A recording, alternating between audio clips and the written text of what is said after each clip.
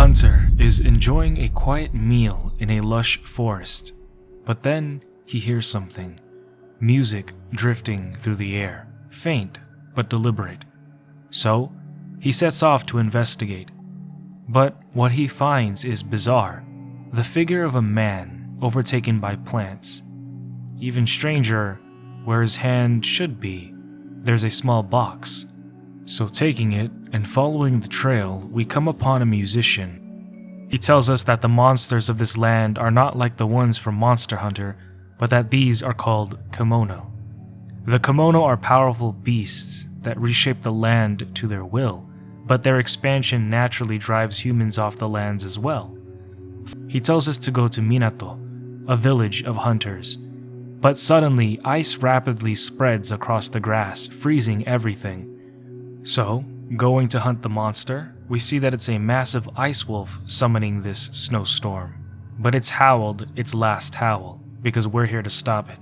And yet, after getting our claps cheeked, bracing for the end, the wolf leaves, as behind us is an even bigger monster. Zorah Magdaros, a stone bear, whose steps crack the ground beneath us, causing us to fall into darkness. But seeing as 'tis but a flesh wound, Mujina somehow ends up down there with us to put a seed inside of us. The box. The box is the seed that we picked up earlier. That box, that seed, shoots out green tendrils that flow to us, and Mujina says something about Karakuri. So, waking up, realizing we have a new tool, we use it to Fortnite our way out. But that's when we come across a girl who's knocked out on the floor. However, before we can even help her, a giant rat kimono bursts through and tries to eat me, before running away. So, instead of just letting it continue running away, we hunt it. And after we cut its life into pieces, as this was our last resort, we run to Natsume, who is a blacksmith from Minato, the village we need to get to. She agrees to take us to Minato, but because the bridge is destroyed, likely due to the stone bear, and because her friend Ujishige is lost, we can't go to Minato. But after making quick work of the sap monster that imprisoned him, we bring him back to Natsume, and now we can go to Minato, right?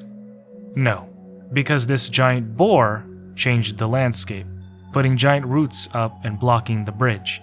Natsume explains that the monsters, Kemono, are able to alter the environment to make it a habitat better suited to them, but that encroaches upon human living. So after I hunt the monster, stab it with a ballista, make it run into a wall that I conjured up, rip the energy out of it, and respectfully end its life, we finally make it to Astera. Minato. But we're about to discover that coming here would be our biggest mistake yet, because they immediately put us to work, and they don't ever stop. For the entire game, they don't stop. They just keep giving us jobs. Doing jobs meant for 3 men while Ujishige just drinks sake. The little girl who runs Minato appreciates us, but then trauma dumps on us, explaining that the once proud region of Azuma, the land region that we're on right now, ruled by the Ishido clan and famed for its warriors, had fallen under the neglectful rule by the Ago clan. The Ago clan put her in charge, but they see both the region and her as worthless, leaving them to fade into obscurity. If you're enjoying this lighthearted story analysis on Monster Hunt, Wild Hearts, have a heart and drop a like, and tell me which Kemono was your favorite monster to hunt. Pressing on, she tells us to restore the spirit wheel that stands above the village. However, before we do, a scientist named Suzuran, I love my wife, tells us some alarming information about the box that Mujina infused into us. The Karakuri, or the device, is a seed that is in our hearts, connecting with us on a physiological and mental level. But, while it does allow us to conjure up other Karakuri, or devices, and gives us key control, if it breaks, so does our heart. Now, luckily, I am married and I love my wife, so I will never be heartbroken, but, as expected, Suzuran tasks us with a mission to check on a blockage of key in the ruins of an island ways away. So we carry out her request. But what she didn't tell us was that there was going to be a lava back here. So, after some monkey business, I eventually cut it out. But when I got down to the ruins, Mujina shows up. So he tells us that this island was once home to ancient hunters, who would eventually use the Karakuri to migrate to Azuma. But after establishing themselves there, a catastrophic flood known as the Rain of 1,000 Days wiped out most of them, along with their knowledge of the Karakuri. The survivors condensed what little knowledge remained into a seed, hoping someone would find it one day and help it grow. That seed is within us now, growing as we hunt. However, the conversation is abruptly interrupted when the girls come and explain that the green glowing tendrils called celestial threads flow from the Karakuri, and this island is actually a massive Karakuri designed to redirect that energy. So, we open blocked pathways, revitalizing Minato in the process. But the village would still send us on another mission to establish a camp somewhere. So, when we find a good spot, the handler, Natsume, says we should take a break. But that's when the giant bear Kemono rises up and shakes the earth.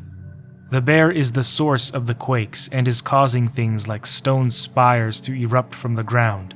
So, we report back to Minato.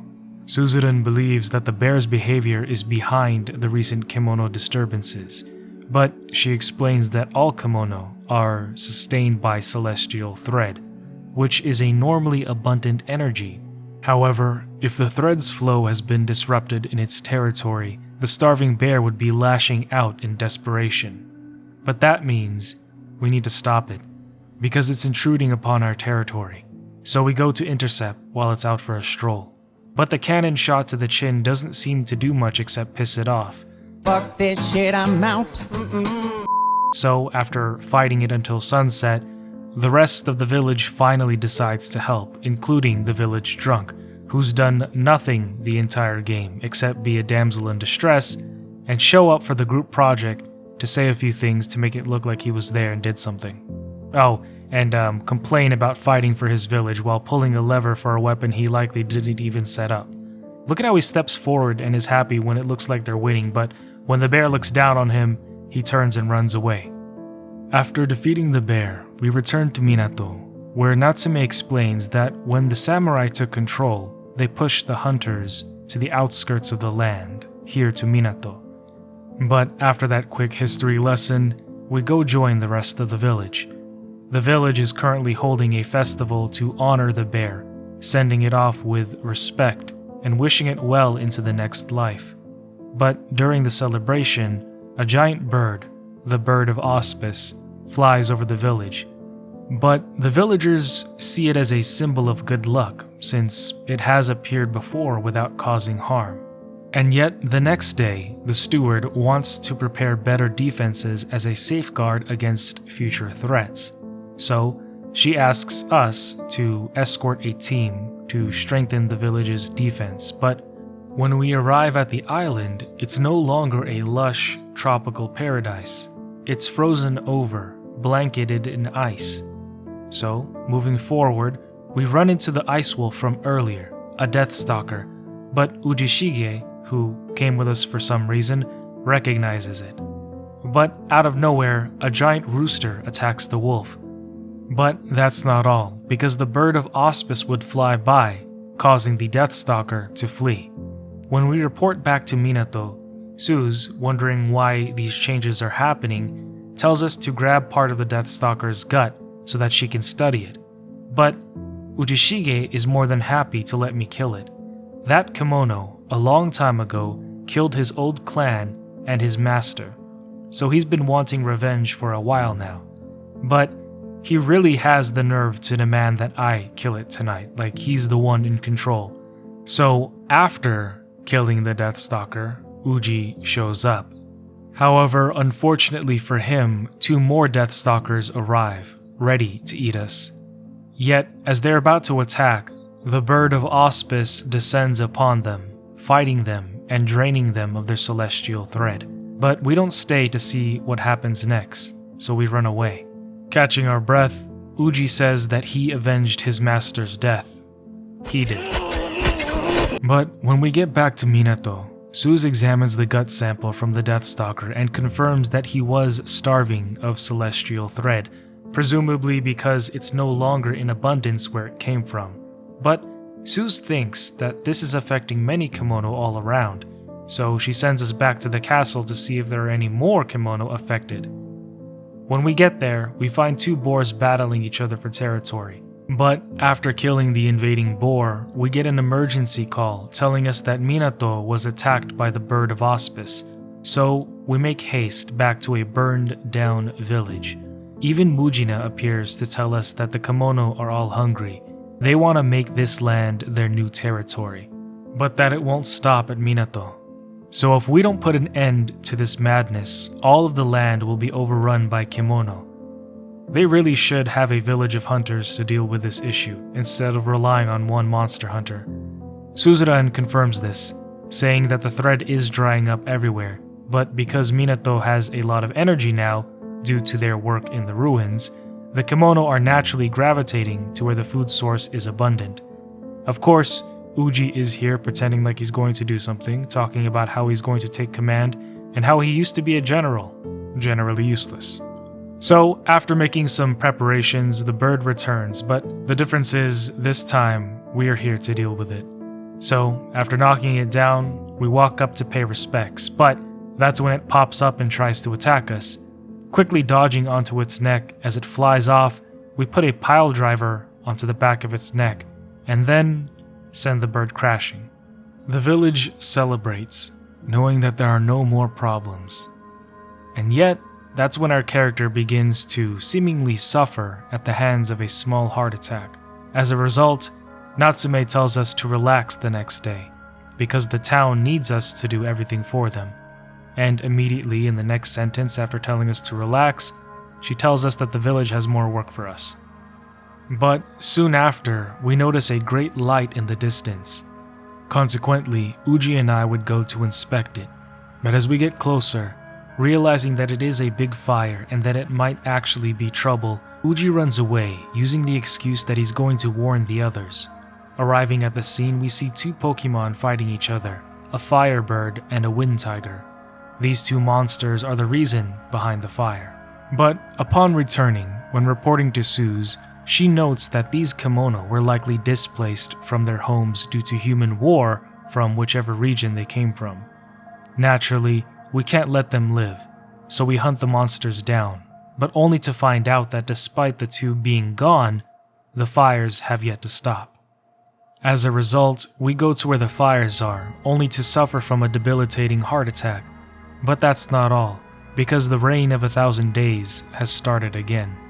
But we wake up back in our room because some of the villagers found us unconscious. However, it doesn't explain why we were unconscious. So, we go to Suze, who tells us that the seed inside of our heart is beating rapidly.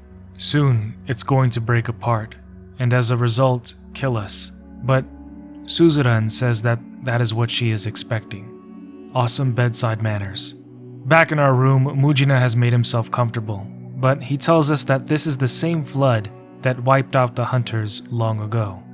So, we have to hunt the monster that is the source of all of this.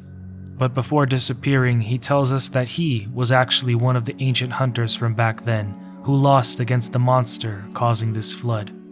Trekking to the top of the sacred mountain where the source Kemono is, we come face to face with a celestial dragon, who has the power to control multiple elements. Despite all of its powers and abilities, we come out on top. But the ground below us opens up. Therefore, we fall once again into the dark, where we need to fight a mortal shell who thinks this is a Souls-like. But after defeating the celestial being, our character conjures up a Karakuri that releases all the trapped celestial thread back into the lands, meaning that the Kemono should go back to normal as their food source is no longer being kept and hidden away from them. But our character isn't gone. His hand twitches, anticipating more work that the village has for him. If you enjoyed this light-hearted story analysis on Not Monster Hunter, watch this video to learn about a monkey who would become a god among gods.